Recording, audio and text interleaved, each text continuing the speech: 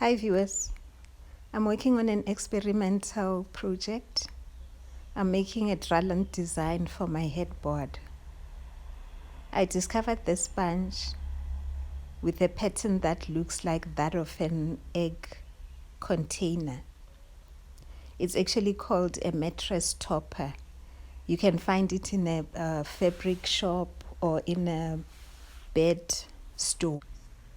The sponge is working wonders. It's my first time doing Dralon, but I look like a pro. I've sandwiched my sponge between a thin fabric, which is going to work as a base, and my velvety looking fabric, which is the one that we're gonna see on my headboard. I'm using upholstery cotton to stitch in the cave part of the sponge, the depressed part of the sponge, and soon it starts looking fabulous. The idea of the base fabric is to hold the stitch together because the sponge can easily break. The point of using a topper sponge is that it's readily designed.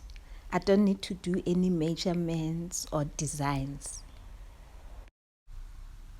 Can you see the creases that are forming around the blocks? They make this design look luxurious. You'll see it as we go. And it works so well with the velvety fabric. And to know that I didn't do much to get that either. The camera is not doing justice to this because the effect is that the Dralon looks shiny in parts and frosty on the creases, if you know what I mean. You might want to get the sponge for yourself and start a project for your sofa or headboard or couch or whatever. The sponge comes in different sizes of the bed. You get a single all the way up to a king size. I'm going to upload a video of the finished product soon. If you're not subscribed, please subscribe and hit the notification bell so that you know when I upload new stuff. Thank you for watching.